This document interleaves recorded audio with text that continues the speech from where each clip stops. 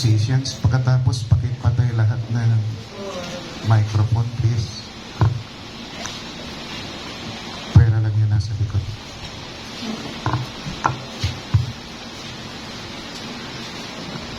Kung tayo'y handa na, tayo po ay manalangin.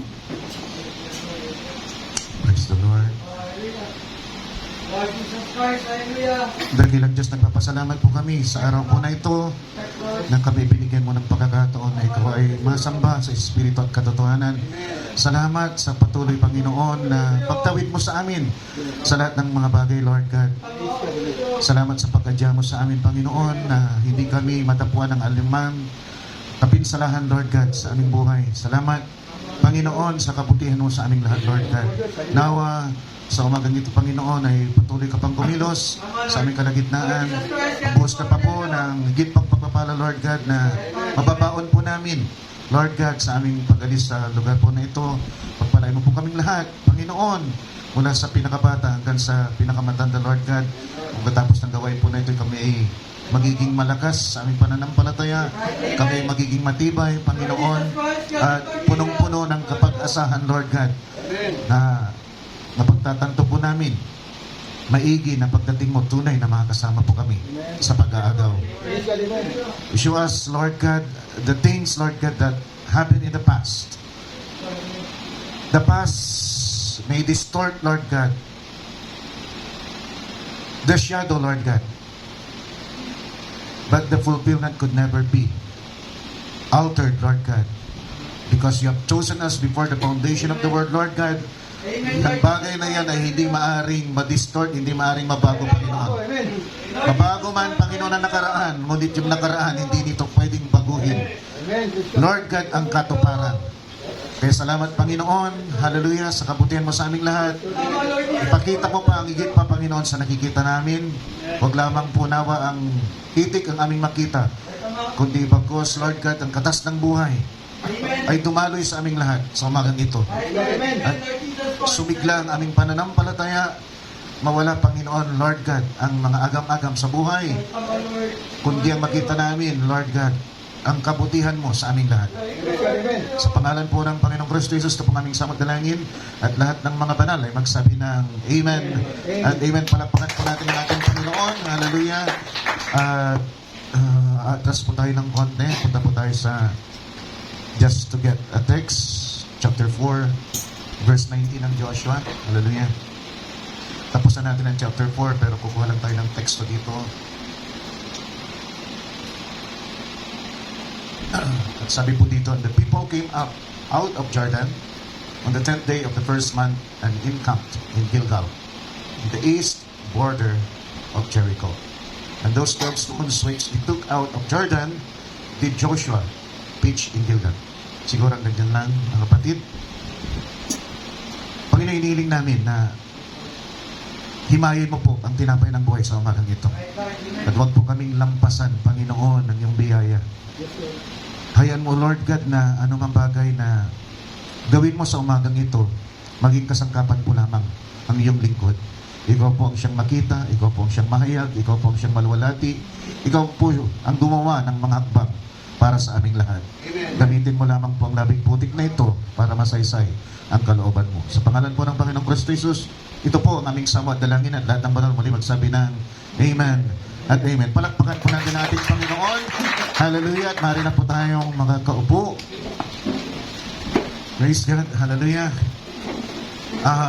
Binasa po natin yon para ma-stress na they encamp at Gilgal. Magmula, mga kapatid, na bago sila umatake, nandun po sila sa Gilgal. Huwag po natin alisin yon sa ating isipan dahil there are so many things associated with Gilgal. Si una, yun nga, doon sila nag-first encamp after crossing Jordan. Second, doon yung place of circumcision. Third, mga kapatid, hindi pa natin ito natatalakay, pero after crossing Jordan, mga kapatid, at Gilgal, doon nila ginanap ang first Passover. Nandiyan lahat yan sa chapter 5 ng Joshua.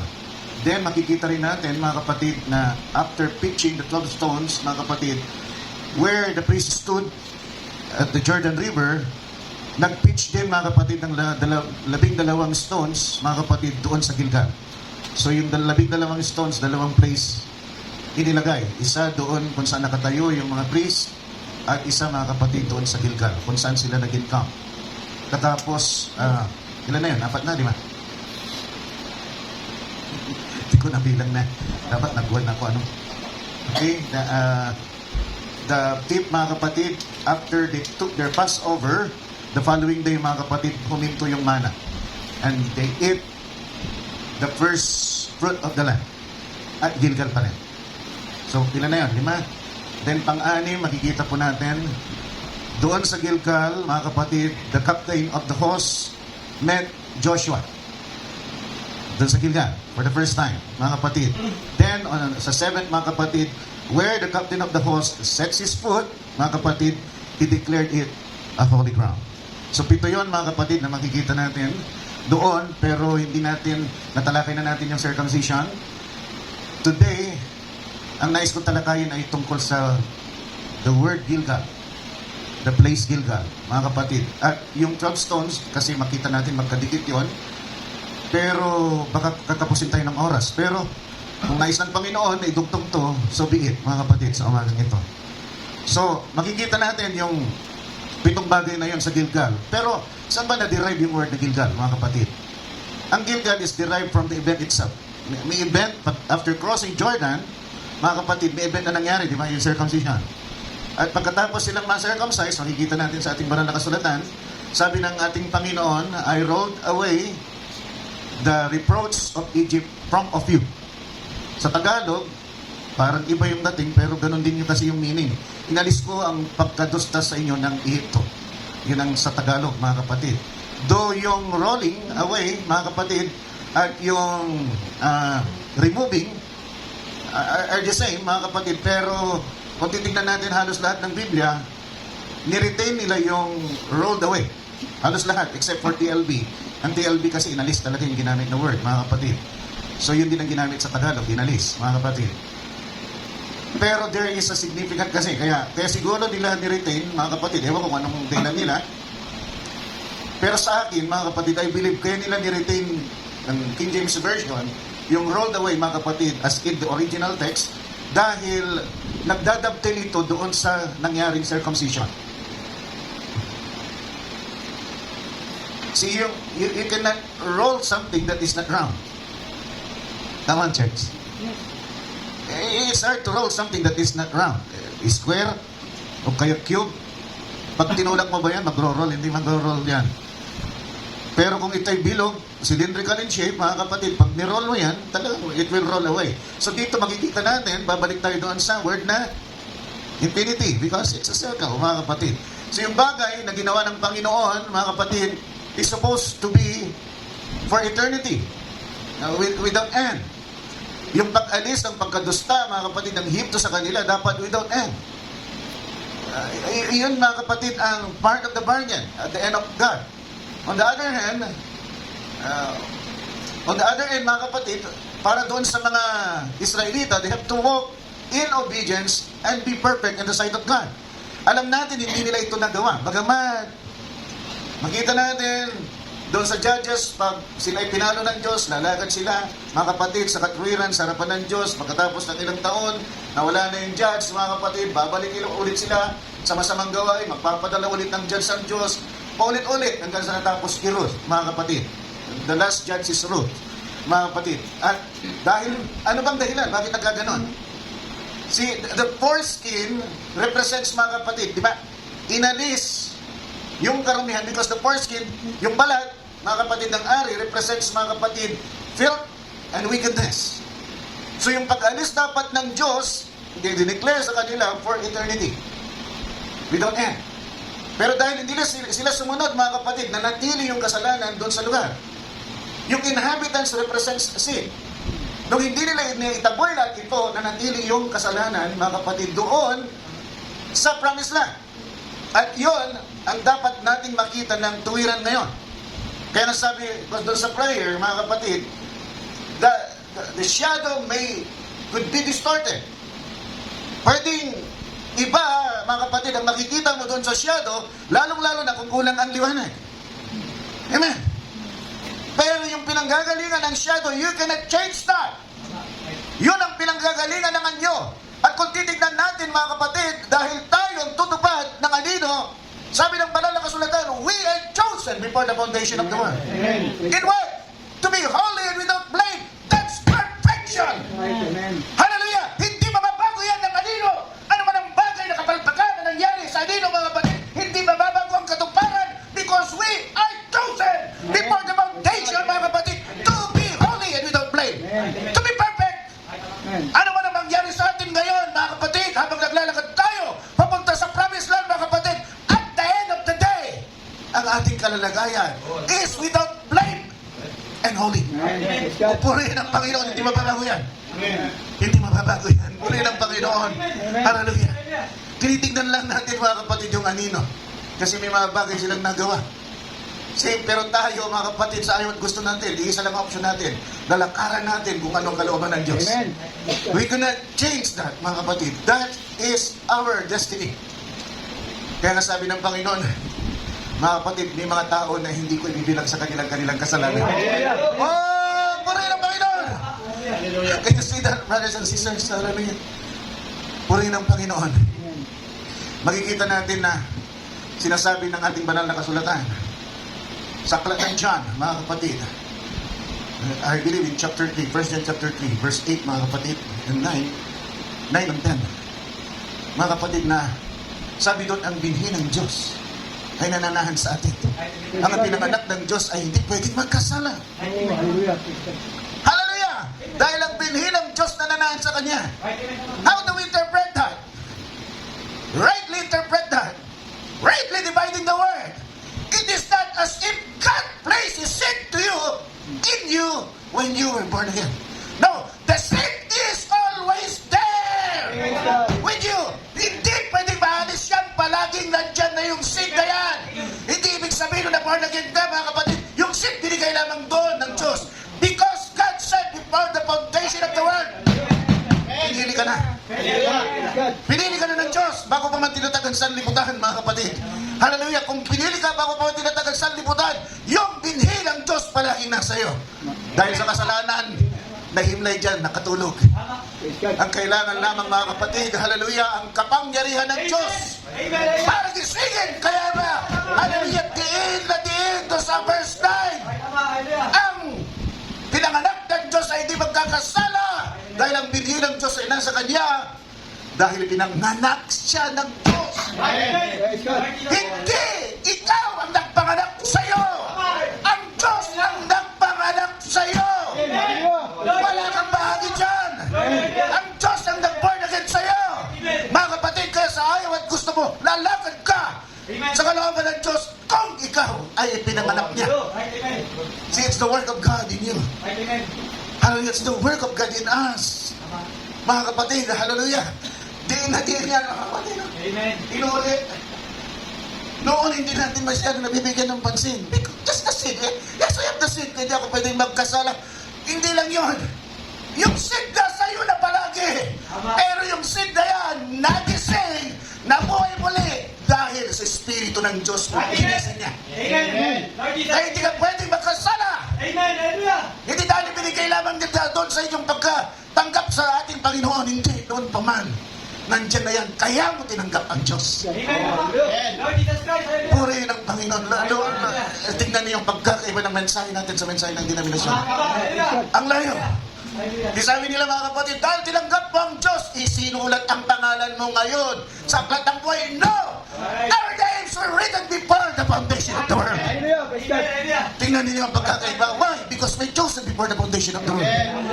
Ang layo ng pagkakaiba ng mensahe natin, mga kapatid. Purihin ang Panginoon. And that's done at Gilgal. See, Gilgal is not the whole promised land. Come on, church. But it's part of the promised land. Hallelujah! And that part of the promised land, mga kapatid, doon naganap ang circumcision, doon naganap ang Passover, doon na-raise up yung bloodstones. Parang gusto ko i-discuss natin. Parang gusto ko, mga kapatid, discuss natin. Kaya nagkulat tayo ng oras. So we'll just Dito, Adrian. Sige. Purihin ng Panginoon. Sinircumcise ka sa bingkan. Right? Alam niyo, may swear ko dun sa sinabi ni Brother Leo last Sunday. Kasi totoo yun. Nung panahon namin, totoo yun. Pag ikaw ay dituli, ikaw ay support na tawagin kang bakla. Nahihiya kay kakahiya mo. So, ang pagtutuli is sa status ko nung panahon namin. Nung panahon namin. Pagyayabang mo yan. Pag tinulit ay pagyayabang mo dahil ikaw ay young man. Batang lalaki na. Hindi ka na bata. Hindi batang lalaki ka na. Mga kapatid, so pagyayabang mo yun. Ako, nung pagkatuloy na dito, nakita nagka-class ko, binulong ang ito ako. Ewan ko ba? Ewan ko, di ba, you're so happy, di ba, nung ikaw natuloy. Nagtataka ka, pero, come to think of it na yun, bakit kayo pinagayabang ko nung nakituloy? Katapos, pinagsasabihan ko, di pa pala sila tuloy. Ako pala yung unang-unang natuloy doon sa mga kaklase ko, mga kapatid. Pero I find joy. Hindi ko maintindihan. Nung ako'y natuloy, mga kapatid, isipin ninyong maigi ito. That's the natural. That's the natural. At kumukuha lamang ng anino yung natural. Sa katuparan. If you find joy, mga kapatid, when you're circumcised, dahil hindi ka nasupot. Right? Ayaw mo nang matawag na supot. Kung ayaw mo matawag na supot, lalong-lalong ayaw mo na bumalik sa pagkasupot. Come on! I know you're getting this. Hallelujah! Kung ikaw, mga kapatid, ay na-born again na, inalis na ng Diyos, mga kapatid, hallelujah, ang tubi sa'yo, ang kasabahan sa'yo, dapat sa spiritual na kalagayan, ayaw mo nang ibalik yung circumcised ng Panginoon sa'yo. Papuri ng Panginoon. Hallelujah! Bakit? Kasi sa literal, mga kapatid, ayaw mong matawag na supot. Bakit sa spiritual, gusto mong matawag na supot? Come on! Kasi hindi natin nare-realize yan. Pero that's the truth. Si bakit gusto mong matawagin ka ng mga hindi mananampalatayang katulad mo sila? Na mga supot? Bakit ka mahihiya sa kanila? Bakit ka mape-pressure sa kanila? Sa mga bagay na ginagawa nila? Mga kapatid, dapat silang mahihiya sa'yo. Dahil sila'y supot! Come on! Silang supot, ikaw ang hindi supot. Bakit ikaw ang mahihiya? Dapat silang mahihiya. Dahil sila'y mga supot. Kaya si Dad, wow, I hope nakikita natin when we apply it spiritually. Amen. Mga kapatid, nakikita natin marami tayong pagkukulang. Dahil sa takot. Dahil sa takot. Dapat you find joy, excitement, na ikaw ay natuli. Hallelujah. See, di ba? Bakit pastor ang mga babae hindi natutuli? Because they could clean it. May smeg man rin ang babae, makakala nyo, meron din sila. Meron din kupal ang babae. Hindi lang lalaki. Do you understand that? Ba't di sila tinutuli? Walang tutuliin sa kanila. Pwede malinis yun, di ba? Sabi ko nga, lahat ng bahagi ng katawan ng tao, kahit linisin, except yung bahagi na yon sa lalaki. Because it's covered with foreskin. Nasusundan po natin mga kapatid, and the man represents the woman. Kung tuli yung lalaki, tulihin yung babae. Nasusundan po natin. Hindi na kailangan tuloy yung babae kasi tuloy yung lalaki. At yung lalaki, siya ang responsible doon sa babae. Sabi ni Brother Branham, ang kaligtasan ng babae nakasalalay sa lalaki, ngunit ang kaligtasan ng lalaki hindi nakasalalay sa babae. Ganon din sa spiritual, nakasalalay kaligtasan natin sa lalaki, sa bridegroom ni Kristo, hindi nakasalalay kaligtasan natin sa ating mga sarili. Pupurihin ang Panginoon. Dahil buti ng ating Diyos. Hallelujah. Huwag mo nang ibalik yung bagay. Yun something, wala si Brother Rolly. Muna dito si Brother Rolly, alam niya. That when you cut something, for example, naputol yung finger mo. Bakit ano nang kita, Brother Rolly? Pag naputol yung finger mo, alam niyo ba na pwedeng i-retouch yan? Ang tawag dyan ay transplantation. Medically speaking. I-transplant it, ikakabit ulit. Pag naputol yung ahari mo, pwede pa rin ikabit yun. As long as may ikabit agad. Nasusundan mo na yan. Pero would like, mga kapatid, sino sa inyo na gustong ikabit ulit sa kanya yung kanyang pagkasupot? Wala. See, sa literal, pwedeng gawin yan. Medically speaking, pwedeng gawin yan. It's called transplantation, medically speaking. But a true born-again Christian would not dare to transplant back again the foreskin removed from him by God. Bakit mo na naisin ulit ibalik, mga kapatid, at maging supot ka ulit? You would not do that as a true born again Christian. Hindi ka babalik sa pagkasabot. Tandaan nyo lang yan. Ano sa literal, ganon sa spiritual. Ang literal ay tipo ng mga spiritual na bagay. Kaya kung anong makikita sa iyo, mga kapatid, yun ang ikinikilos ng tiyawpanin mo. Let's go. Yan sabi ni Brother Branham. At kung ano yung kinikilos mo dito, malalaman mo kung nasaan ang tiyawpanin mo. Nandun ba o nandoon? Hindi mo yan matatakasan, mga kapatid. Ang sarap, mga kapatid, ang salita ng Diyos. Nangabuti niyo, mga kapatid. Alam niyo yung, parang gusto ko na nanin yung gemstones. Alam niyo yung gemstones. Hindi lang doon sa Jordan River naglagay. Right? Kundi pagkatapos, mga kapatid, na nag-income sila doon sa Gilgal, si Joshua ay nag-pitch, nag-raise up ulit, mga kapatid, ng 12 stones, same number, doon sa Gilgal.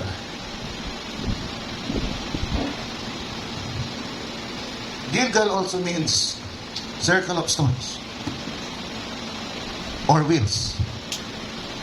Kaya hindi talaga maalis yung bilog. At anumang bagay na naumpisaan dyan, it is supposed to be for eternity. Without end. Yung circumcision, na it will follow, mga kapatid, yung pag-acquire mo, pagkakuha mo, pagkamtam mo ng inheritance mo. At ganon din si spiritual na kalalagayan, mga kapatid.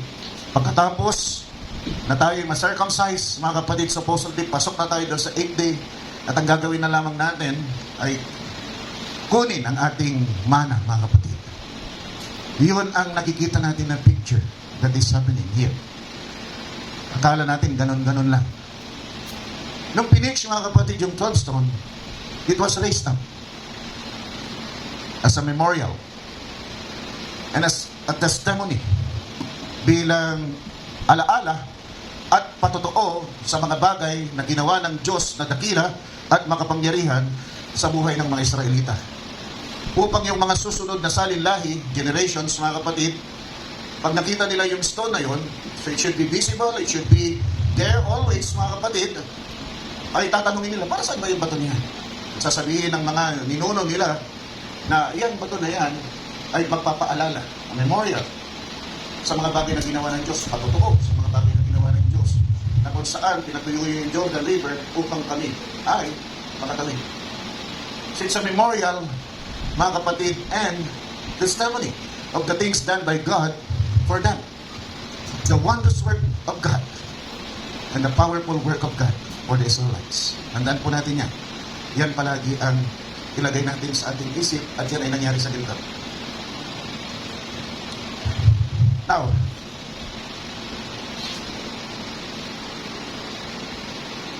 anong ginawa, mga kapatid ng Diyos?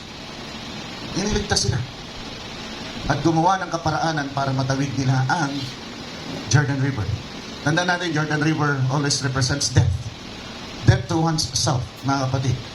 Yun ang representation, mga kapatid, ng Jordan. At tayo, kung itatakbo natin ito, mga kapatid, sa hinaharap, sa kasalukuyang panahon na ating kinabibilangan, alam nyo ba ang Gilgal, even once, hindi na-mention sa New Testament? Come on. But it is very important. The things that happen there is very important and significant as far as getting, acquiring, having their inheritance is concerned. Doon ginawa lahat. Doon nag-umpisa lahat. It's part. Kasi nakatungtong sila sa bahagi, mga kapatid, ng kabuuan ng kanilang mamanahin, pero hindi yun nakabuuan. What is that? What is that, Tommy? Ernest! Can you see that? That's Ernest! Hallelujah! Isang bahagi, pero hindi bahagi ng kabuuan, mga kapatid. Pero yun ay bahagi na ng promised land. What's that? Ernest! Nagsasabi lamang, yung pangako ng Diyos ay totoo. Nakatuntun na sila doon sa pangako ng Diyos. Pero hindi pa yung kabuuan. Pero nagbibigay na ito ng kasiguraduhan. Nakakita na nila, natuntun na nila, at sigurado na sila na totoong may mamanahin sila. Pero hindi pa lahat. Bahagi pa lang. At kung tatakbo ulit natin sa inaharap, yun din ang ginawa ng Espiritu Santo sa ating lahat.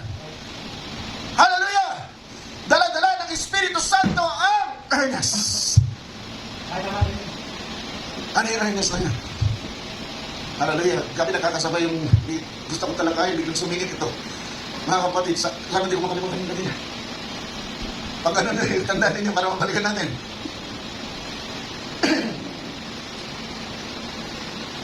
With the Holy Spirit, mga kapatid, binigay sa atin ang ating mana. Bahagya, hindi yung pabuhay. Bakit? Ang sickness is a symptoms of death. Sabi ni Brother Branham, si Thomas ng kamatayan, ang sakit.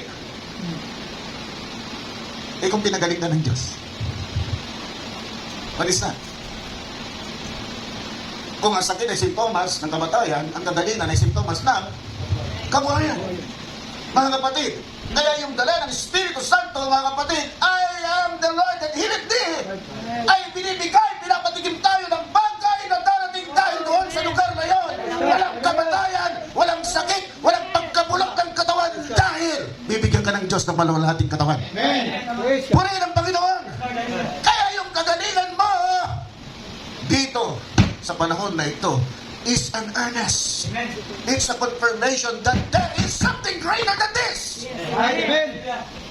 Waiting for us as true believers of God. Kita niyo mga kapatid, confirmation ito. Humingi ka ng kagalingan, pinagaling ka ng Diyos. Humingi ka na ayusin ang buhay mo, inayos ng Diyos. Sige, ako ang Diyos. Ako ang Jehovah Jireh. Ako ang Jehovah Shalom. Ako ang Jehovah Shammah. Ako'y palagi nasa inyo. Hindi ko kayo mapabayaan, hindi ko kayo iwanan. Amen. Yun yung mga bagay na nararanasan natin, di ba? Bilang mga totoong mananampalataya. Bakit ka babalik sa pagkasupot? Kung yan ay bagay na kinoconfirm na ng Diyos yung bagay na mamanahin mo sa pamamagitan ng mga bagay na pwede mong makamtam ngayon. Ayaw mo makamtam yan ngayon. Dahil hindi sinungaling ang Diyos. Pumili kayo ng anumang bagay. Ay, pagkakalob ko sa inyo. Sa aking pangalan. Pumili kayo ng anumang bagay sa aking pangalan. Pagkakalob ko sa inyo. Hindi sinungaling ang ating Diyos. Pero tanong, meron ka bang sapat na pananampalataya para sa palatayanan ng bagay na yon? Pag ganay sinampalatayanan mo, mga kapatid, hindi pwede ibigay ng Diyos sa iyo. Ibibigay niya yan. But He needs you. At kung hindi ka born again, hirap ka, pero pwede. Di ba, Brother Jonas?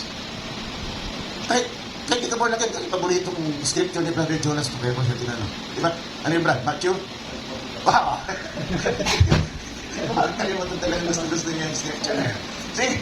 Sabi doon, masama o mabuti, di ba? Para yung makakatanggap ng liwanag at ulan mula sa ating Panginoon. Eh kung yung hindi mananampalataya, pag humingi sa Diyos, nakakatanggap, ikaw pa kayo na bride! Hallelujah. Ano pa kayang pwedeng tanggapin mo sa Panginoon? Kaya huwag kang patatalo. Kaya sabi ng Panginoon, dapat maging ulo kayo. Huwag kayong maging buntot. Ang pangit na nasa buntot. Hindi lang dahil nasa hulihan ka, pero saan lumalabas yung mabangong bagay. Gusto mo ba ikaw habang umuusad, salo mo lahat yung... Bakit ba ako nandito sa buntot? Dapat nandun ako sa uluan. Hindi ka dapat, sabi ng Panginoon, nasa baba, ikaw dapat nasa taas. Deuteronomy 28:13, kung hindi ko nagkakamali. Kung mali, balik na rin lang ninyo. Pero 28:13 ang alam ko. See, you should not you should be the head, not the tail. Pero meron siyang hinihiling dyan. And the Lord shall make thee the head and not the tail, and thou shalt be above only, and thou shalt not be beneath. If that thou hearken, see, we have to hearken. What do you mean by, we have to hear. To hear the word of God is not just hearing it. It entails, mga kapatid, following, living the word of God. At pag ginawa mo yun, mga kapatid, magiging ulo ka, hindi ka maging buntot. Hindi mo maamoy. Hindi mo masasalo yung mga masasangsang na bagay. Fresh palagi. Pag ikaw ay nandoon sa uluhan, mga kapatid.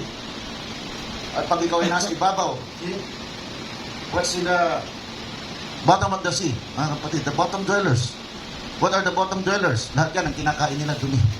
Dahil nandoon lahat yung dumi. Punong-puno sila ng mercury. Anong nagagawa ng mercury sa tao? Sagot. Kakapatay. Nakakapatay yung mercury, mga kapatid. Kaya nga yung mercurochrome, inalis na eh. Napunta na ba yung mercurochrome, Sister Leslie? Dati pag nililinis yung kuko natin, yun ang ginagamit, di ba? Pag nagpa-cleaning ka, yun ang ilalagay. Inalaman nila, mga kapatid, na mercury, masama. Sabihan na nila yun, yung mercurochrome. Ang ginagamit na ngayon, mertiolate. Meron pa rin mercury. Ano? May mer pa rin eh. Mga kapatid. See, if that thou hearken unto the commandments of the Lord thy God, which I command thee this day to observe and to do them. Balik ulit tayo doon sa tipan. Gagawa ko ng kontrata. Ito ang bahagi ko. This will be an everlasting. Pagpapalay ko kayo, di ko iwala, di ko kumain. Sasama ko kayo sa isang lupain na binumukulan ng gatas at pulot. Pero on your part, dapat you will walk in obedience and you must be perfect. Balik ulit tayo doon. At pag ginawa niyo yan, pagpapalay ko yun, hindi na sinabi pa rin, inulit pa rin, pagpapalay pa rin. Kayong ulo, hindi kayong buntot, kayo nasa taas, hindi kayo nasa baba. Sino naglilingkod dito na napansin niya, nag-i-improve yung buhay niya? Hindi pwedeng hindi mo mapapansin niya. Sino mag-improve niya? Kaya minsan mag-iisip ka, sayang, naputol yung paglilingkod ko. Yeah, give or take mga kapatid, 1 year to 2 years, ayaw silang Panginoon. Tandaan nyo yung sinasabi ko. Pag naglilingkod ka ng tapat sa Panginoon, give or take 1 or 2 years, mga kapatid, pagkatapos ng taon na yan, may problema pa rin, hindi mawawala yan. Pero magaan-gaan na ang buhay. Hindi tulad ng dati. At hindi tao ang mag-ano yan, hindi tao ang... Si God will do, because He promised it. Pinangako niya, na ano man ang bagay na hilingin niyo sa akin. Kaya ang puntirya natin dito mga kapatid, yung verse 9, verse John chapter 3 verse 9. Diba na tayo'y may panganak ng Diyos. Dahil pag tayo may panganak ng Diyos, mga kapatid, ang binhi ng Diyos ay mananahan sa atin. At kung yung binhi ng Diyos na nananahan sa atin, paano tayo maglalakad taliwas sa kalooban ng Diyos? Kukontra yung binhi. Si pagising na yung binhi na nasa iyo, dahil ginising ng Diyos, mga kapatid, kukontra yun. Malakas yung kontra. Bibigay ka pa rin, pastor. O bibigay ka pa rin, pero not willingly. Hindi mo na sinasadya. Kasi on the first place, nakikipaglaban ka na. Bumigay ka dahil nanghina ka. Bumigay ka dahil nabigla ka. Bumigla ka dahil nalito ka, bumigay ka. Mga kapatid, pero yung sasadyain mo, na gagawin pang yung bagay na hindi ayon sa kalooban ng Diyos, hindi mo na magagawin dahil yung bini, sumisigaw palagi, huwag mong gawin yan. Di ba? Meron tayong nararamdaman. Sa ating mga puso, nagsasabi, kaya alam mo, minsan ayaw natin makinig. Sumusunod pa rin tayo doon sa gusto natin. Wag natin hayaan na yun ang manaig, mga kapatid. Dahil kung hinayaan natin yan, isa lang ang ibig sabihin niya. Meron tayong espiritu ni Cain. At kung nasa yung espiritu ni Cain, mga kapatid, baka ikaw ay hindi anak ng Diyos. Tandaan po natin yan. Kung palagi kang pasaway, mga kapatid, tulad ni Cain, pinaliwanag na ng Diyos. Si Diyos ito ha, pinag-usapan natin, yung lumikha. Yung lumikha lamang kay Cain, si Cain ay likha lamang niya. Nagawa ng Diyos na mag-condescend, yan ang ibig sabihin ng condescension. Bumaba siya sa level ni Cain na hindi dapat niya gagawin at ipaliwanag niya kung ano yung mali niya. Pero hindi niya yun. Yung Diyos na mamatay ka, dapat gaganunin lang niya, di ba? Ang kulit mo, mamatay ka na nga.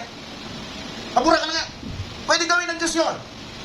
But because of His great love, whether you are a son of God or not, come on. Totoo yan. He is the love of God who taketh away the sins of the world. Hindi sinabi doon, He is the love of God who taketh the sins of the bride. Come on. It's for the whole world. Hindi namimili yung Diyos, kaya nga sabi ng banal na kasulatan, ang Diyos ay hindi nagtatanggi ng tao. It's open for everyone. At yun ang ginawa niya kay Cain. Sabi niya mga kapatid, kung ginawa mo, yung ginawa na yung kapatid. Di ba? Sino mga Abel dito? Kung kayo mga espiritu nyo kayo, tumingin kayo doon sa mga Abel. Dito sa church na ito.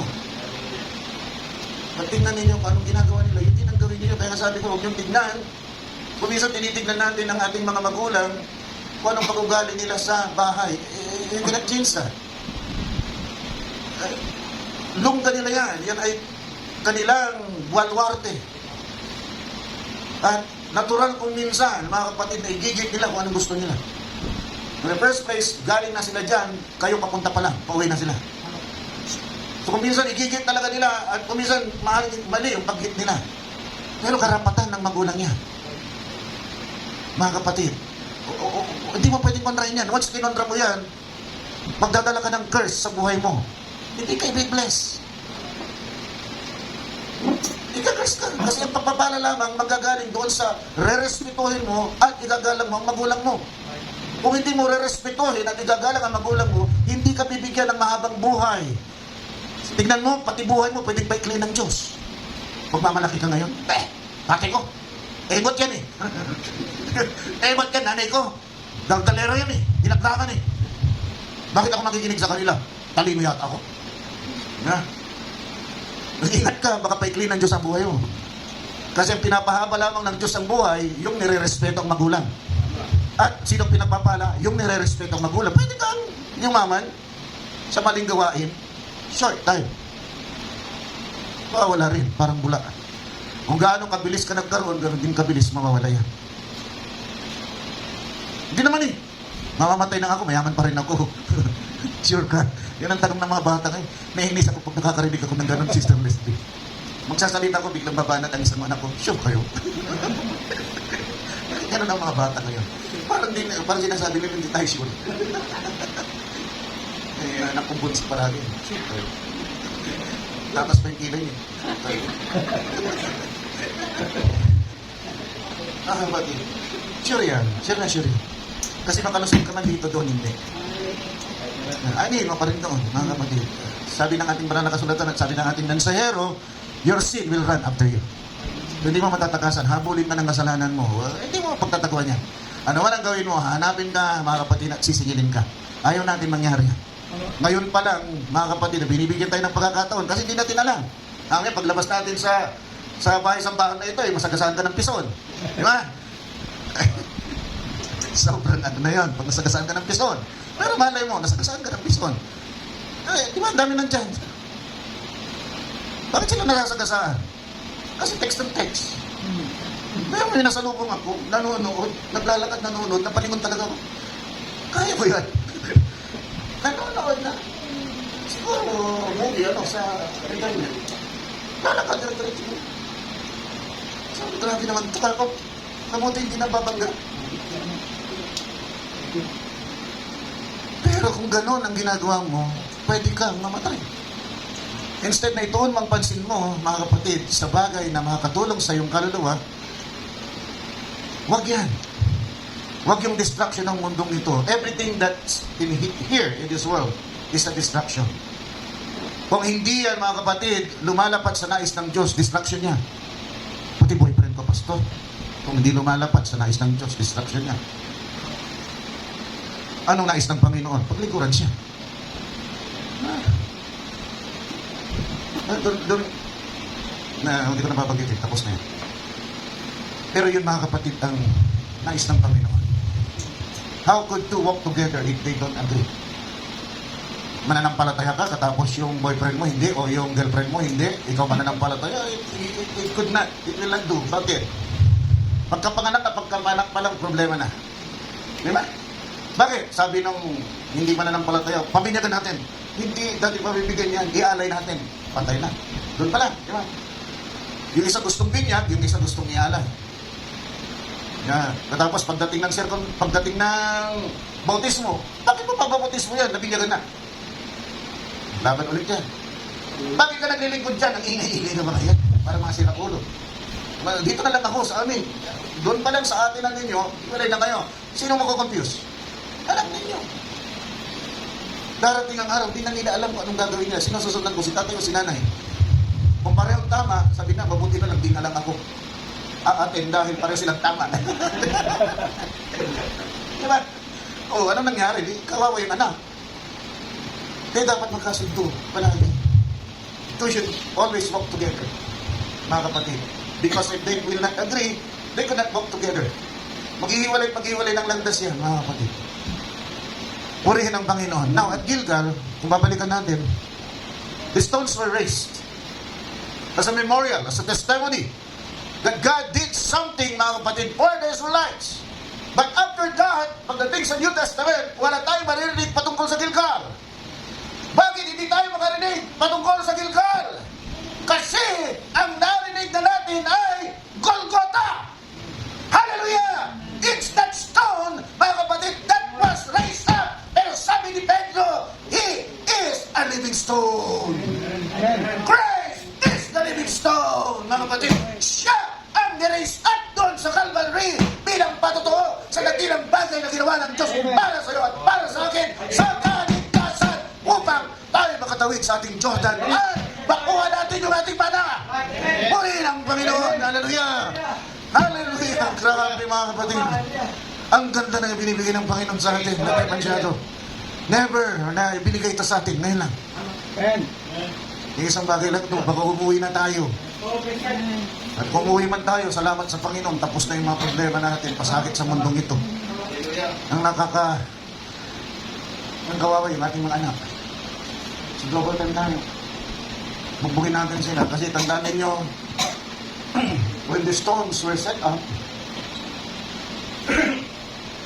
dun sa part 1 natin, tungkol sa 12 stone na ito, the stones were carried upon their shoulder. Each one representative per time. Now, kung titignan natin, mga kapatid, sinong representative dito sa bagong tipan? Magulang. They're supposed to carry that stone. At alam natin, ang stone, mga kapatid, is a revelation. They have to carry that stone. They have to carry that stone. Hindi pwedeng tapo na lang nila. Hindi pwedeng basta na lang nila, mga kapatid, iwanan dyan. But they have to carry it, mga kapatid, at gumawa sila ng isang memorial. Something like a monument. Something like a statue. Para bilang alaala, pag nakita yung alaala. Anong pinapahiwatig ng ating Panginoon dito? Tayo nga mga magulang, may responsibility natin. Na kung anong tinanggap natin, hindi na ito susuluhin. Dapat ito, mga kapatid, ay dapuspos sa ating mga anak. Maunawaan nilang maigi kung ano ba yung nakuha mong revelasyon sa salita ng Diyos. Kung saan ipinasakop mo ang iyong kalooban, hindi, mga kapatid, pinilit yung nais ng iyong isipan. Pinasakop mo ang iyong kalooban sa salita, sa mensahe ng kapanahonan na ito. At kung natutunan mo ito, mga kapatid, na nakikita mo, hindi mo ito makukontra, tatanggapin mo ito ng bumbo at ito ay ipapasa mo sa anak mo. Bagamat walang apo ang ating mga anak, pero doon kitang-kita mo. It should be a memorial. You should leave something to your children. Kailangan meron kang iwanan na alaala, mga kapatid, ng iyong pananampalataya sa iyong mga anak. Na yun ang kanilang susundan. At pagdating ng susunod na salinahe, tatanungin nila, bakit ka ba ganyan? Bakit ba mahabang buhok mo? You are a memorial. Bakit ba ganyan ka magdamit? Ba't mahabang damit mo? You are a memorial. Bakit ba wala kang lipstick? Wala kang makeup? You are a memorial. Bakit ba ganyan ka kumilos? Wala kang hindi ka sumasama sa mga party? Bakit ka hindi ka umiinom? Bakit ka hindi namumulutan na ngayon? Brother Russell, dati panipulutan ng binabanatan mo. Ngayon hindi na. Bakit? Bakit? Kasi you are now a memorial unto God. May bagay na ginawa ng Diyos na dakilas sa iyo at dapat makita yun ng mga anak mo. Because you are now a memorial. Matotoo ng Diyos sa susunod na henerasyon na ikaw, mga kapatid, ang tagumpay ng Diyos sa mundong ito. Kung hindi ka sumunod sa Diyos, wala siyang may papakita ng tagumpay. Pero ikaw, yung kanyang memorial. Hallelujah! At kung titignan natin, there is a greater memorial. Bakit walang Gilgal? Na-mention dahil ito, mga kapatid, na napilatan ng Golgotha at si Jesus ang memorial. Doon sa krus ng Kalbaryo, nakikita natin, He was raised up, mga kapatid, for what? For our iniquities. Para sa ating mga kasalanan. Upang mabayaran, mga kapatid, at magkaroon tayo ng token. See, nawala na yung tatak ng sanlibutan sa iyo, pinalitan ng tatak ng Diyos. So that when God sees the blood, anong blood, Pastor? Wala na yung dugo ni Kristo na tuyo na. But the life in the blood. The life is in the blood. At nung bumalik yung dugo, hindi na ito dugo, kundi ang Espiritu Santo na nasa iyo. Kaya gusto sabihin ng Diyos, when I see the blood, when I see the Spirit in you, I will pass over you. Tiyak, may token ka. makakarating ka sa pupuntahan mo at makakamdam mo, makukuha mo ang mana mo. Amen. This is not a message like what they are preaching. Kaya magpasalamat tayo, meron tayo mensahero. Kung walang mensahero na binigay sa atin, wala tayong gawain lang naman namin, mga pastor, didiinan lang. Didiinan lang yung mga bagay na naihayag na sa atin para mas maging malinaw. At ang magandang bagay nito, pag na yung ipangdidiin namin, ay lumalabas na parang kapahayagan din.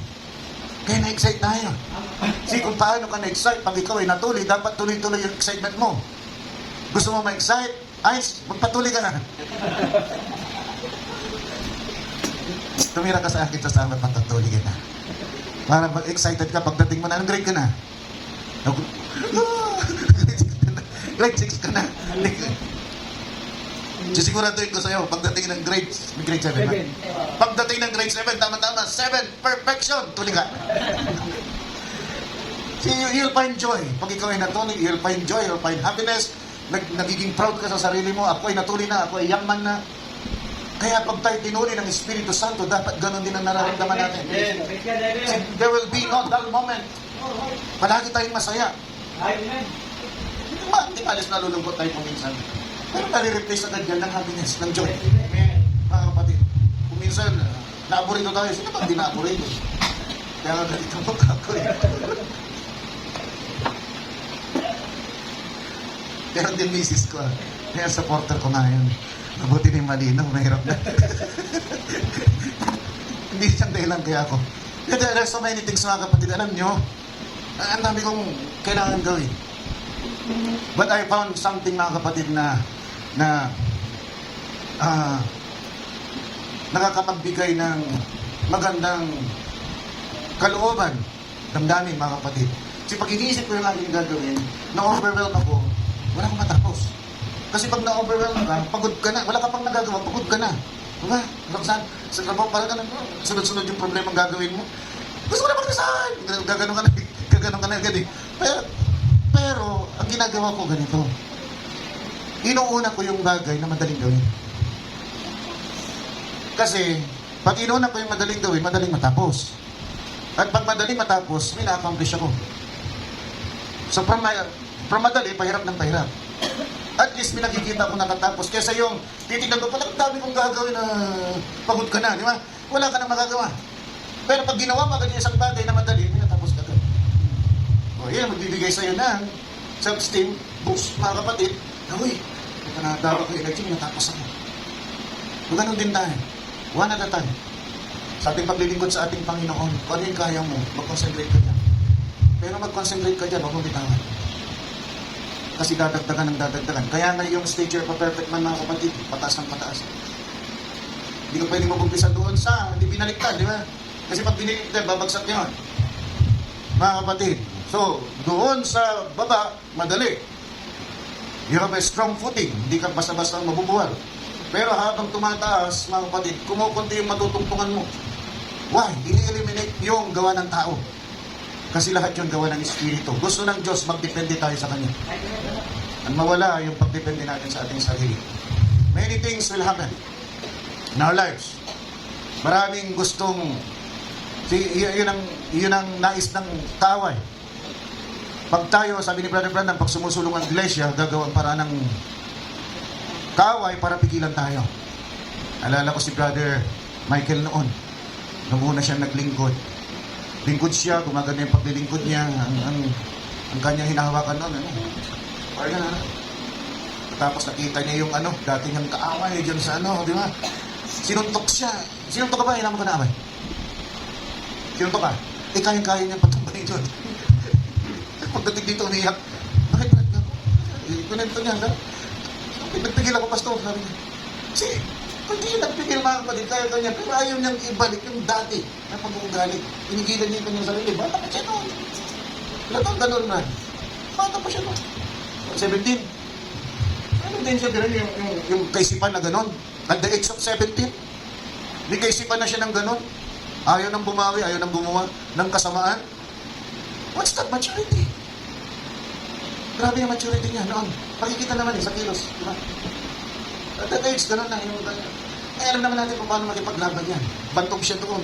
Pag binanggit mong pangalan dyan sa pangarap, alam mo Brad, tanong-tanong din ako eh.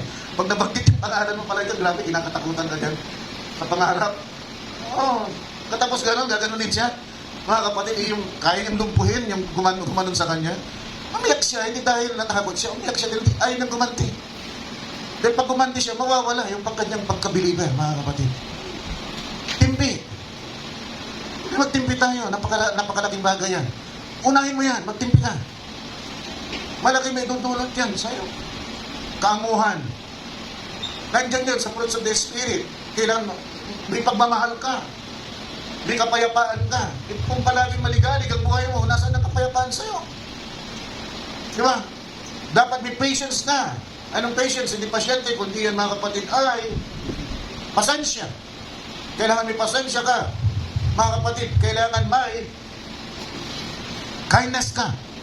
Magandang kalooban. Meron kang goodness, kabutihan. Meron kang gentleness, kaamuhan. Meron kang self-control, marunong kang magbigay. Lahat yan ay bunga ng Espiritu. Huwag natin itong burahin, kundi hayaan natin na isulat ito sa ating mga puso. Dahil pag naisulat na yan, mga kapatid, buburahin niya lahat ng gawa ng laman sa'yo. At pag nabura na lahat ng gawa ng laman sa'yo, lalakad ka in obedience and in perfection in the sight of God. Yan ang Ezekiel 26. Brother Jeff? 26, ano?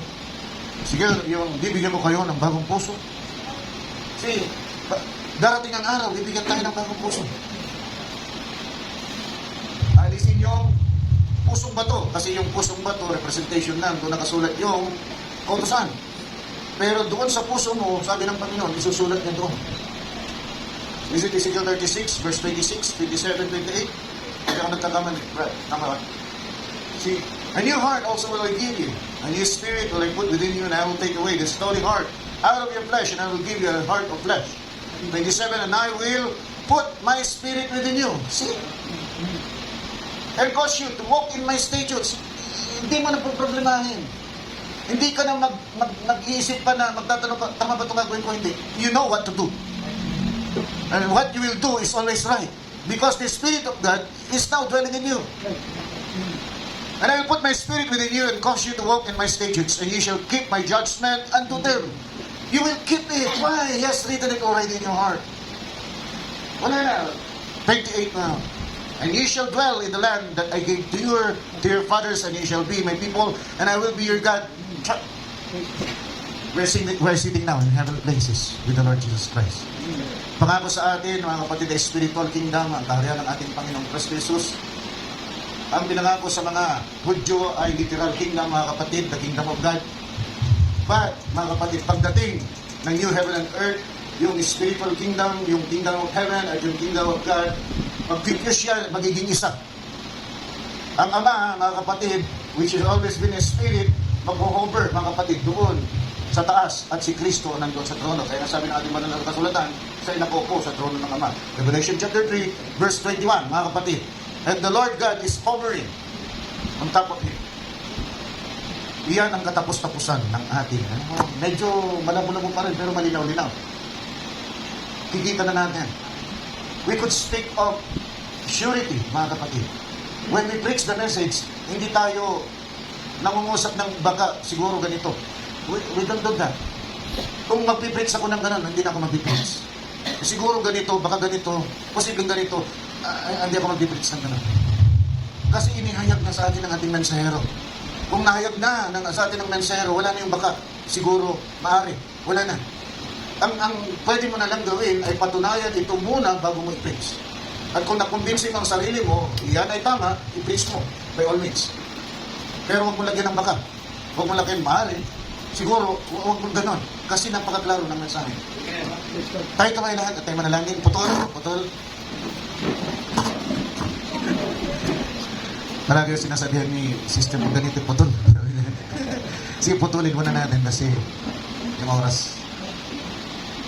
Sumobra na tayo. Pero sana nag-enjoy tayo sa umaga. Dinuyan na naman tayo ng ating Panginoon, mga kapatid. Sana yung pagduyan niya, hindi tayo nakatulog. Purihin ang Panginoon. Tayo mo po at manalangin. Praise the Lord. Kuya Joy, umupo ka. At huwag ka muna maglakad ha. Tayo bumuri at manalangin sa Panginoon. Dakilang Diyos, basbasan mo po kaming lahat sa oras ito, sa bagay na pinagkaloob mo sa amin, Lord God. Gawin mo nawa ito na isang matibay na bato dito sa aming puso. Hindi pwedeng galawin ng sino man, Panginoon, at ito nagbibigay palagi sa amin, Panginoon, ng kauhawan, na paglingkuran ka, kagalakan, kasiyahan. Na ikaw, O Diyos, ay itanghal bilang isang mabuti, nagalang-galang, at maluwalhating Diyos. Na ikaw ang gumawa ng lahat ng mga bagay, at lahat ng mga bagay nasa ilalim ng iyong kapangyarihan, at anong bagay na nais mong gawin ay magagawa mo. Kaya nga po, tiklog tuhod po kaming umaharap sa iyo, at nagsasabing, salamat Panginoon. Binilang mo kami, pinili mo kami, bago pa man itinatagad sa libutan. Salamat O Diyos, narito kami sa umagang ito. Tanda na kami nga ibahagi ng pinili mo bago pa man, Lord God, itinatagad sa libutan. Nawa, ma-maintain po namin ang status na ito. Mamalagi, Panginoon, ang kalalagayan na ito hanggang sa ikaw ay dumating. Kung kami po ay hindi pa, Lord God, nagigising, Lord, sa nais mo na mangyari sa amin, hiniling po namin na pukawin mo po ang aming mga diwa, pukawin mo po ang aming mga kaluluwa. Upang ito, O Diyos, ay mag-respond, Panginoon. Makarinig na tunay, Panginoon, ng init ng liwanag na nanggagaling sa iyo. Amen.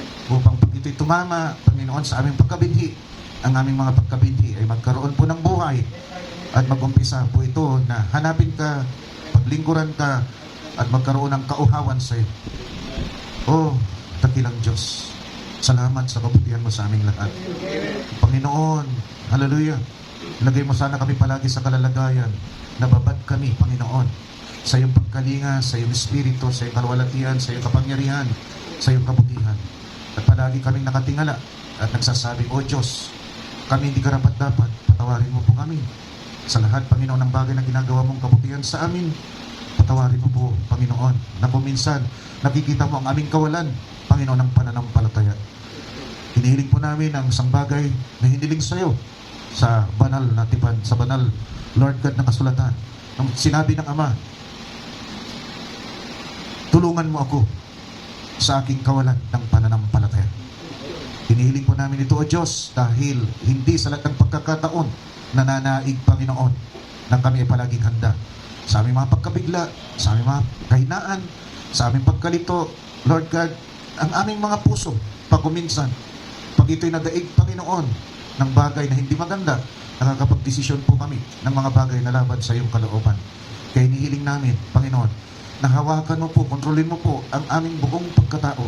Ibabad mo po kami, Panginoon, sa iyong presensya, at iparamdam mo palagi sa amin ng presensya mo ay hindi nawawaglit, hindi umaalis, hindi kami iniiwanan. Salamat, O Diyos. Muli, Panginoon, matanghal ka sa pinakamataas na lugar. Maramdaman mo, Panginoon, na dinadakila ka ng mga kapatiran, ng mga mananampalataya sa lugar na ito. At nakasumpong nawa ka, Lord God. Nakita namin, nawa namin ang mga ngiti sa iyong mga labi. At nagsasabing, kayo ang aking sinisintang mga anak. Sa pangalan po ng Panginoong Kristo Jesus, ito po ang aming samadalangin at lahat ng banal muli magsabi ng Amen at Amen. Palapakan po natin ang ating Panginoon. Hallelujah. Pinatawagan ko na si Brother Kel.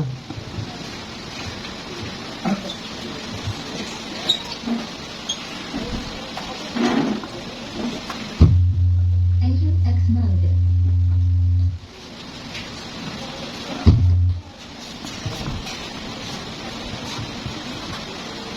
Kapanahin po kayo mga pastor, ang ating Panginoon Jesus.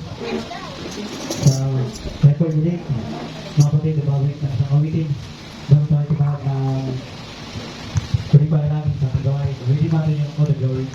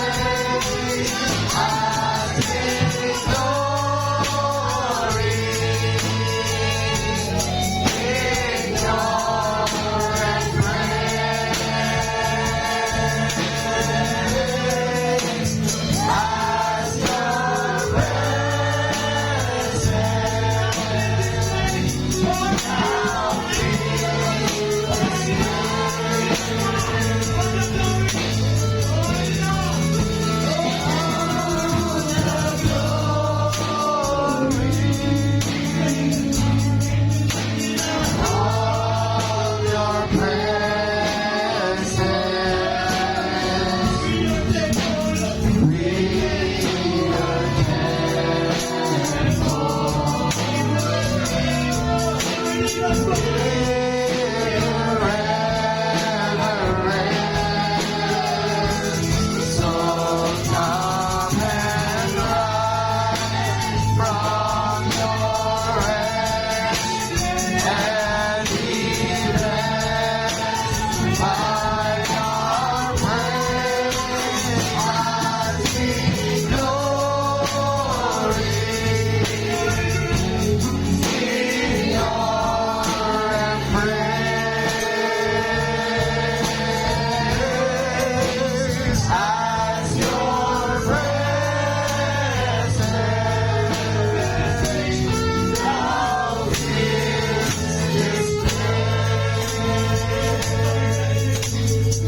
Hallelujah.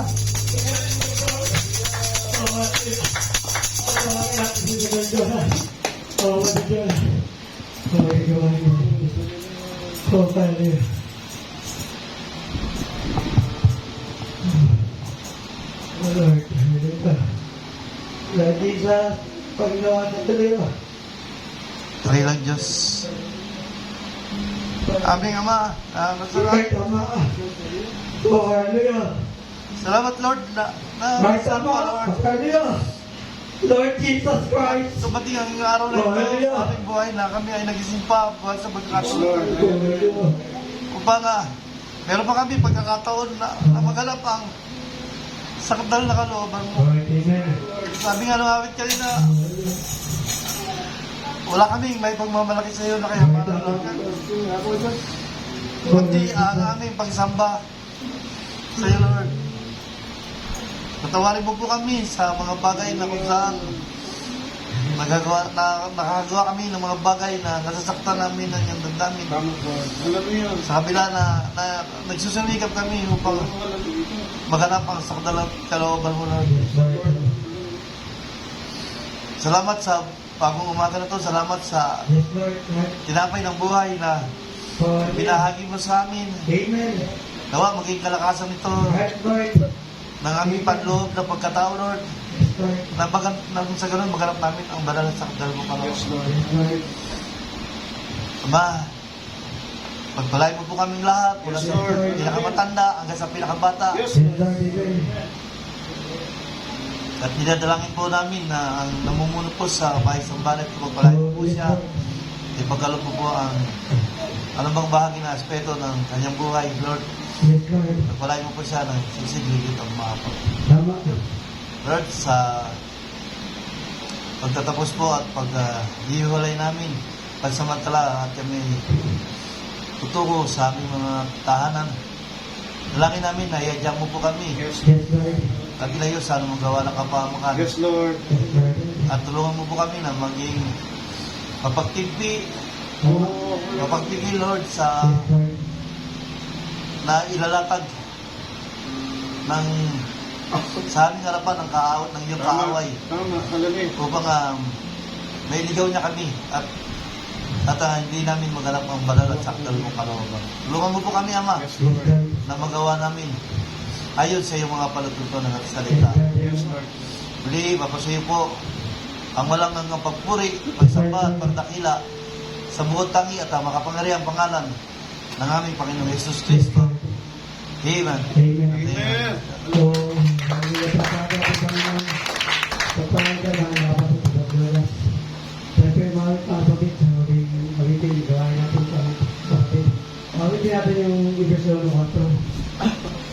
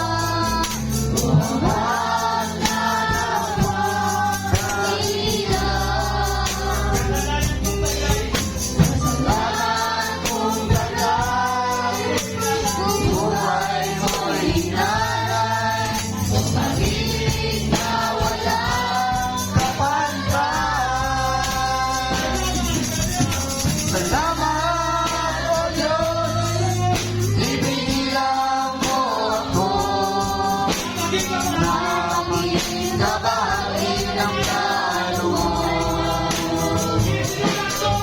Isinulat mo ang pangalan ko sa aklat ng papel.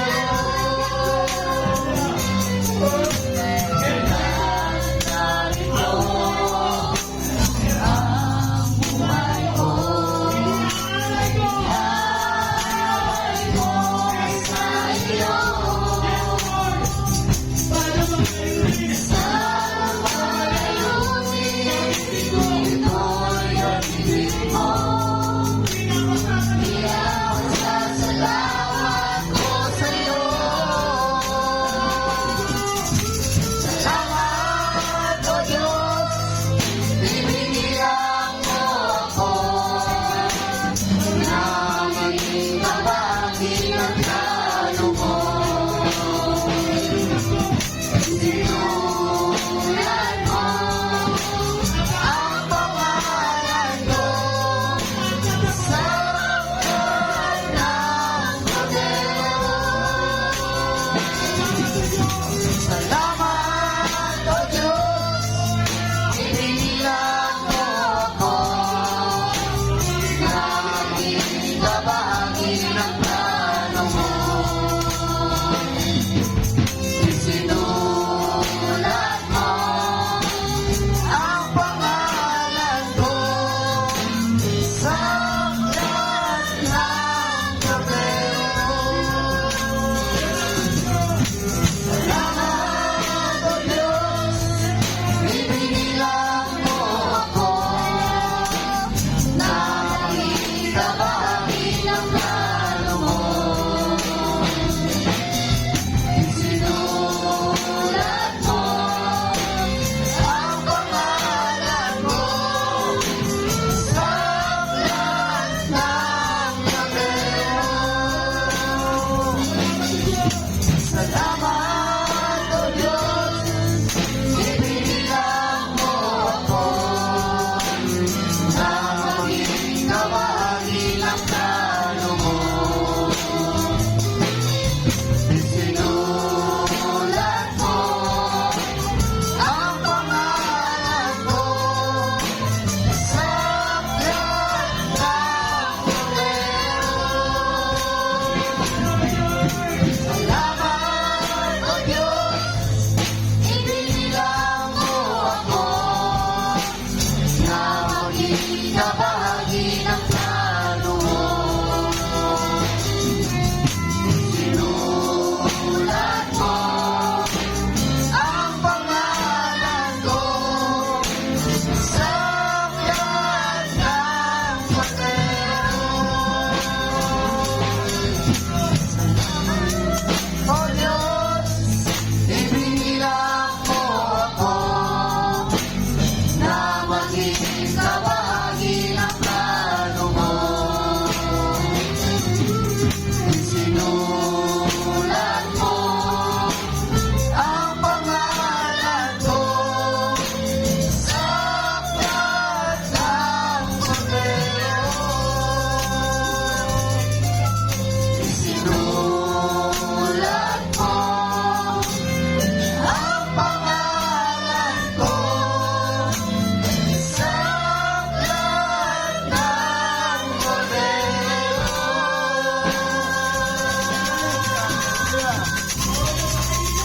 Praise God. Hallelujah.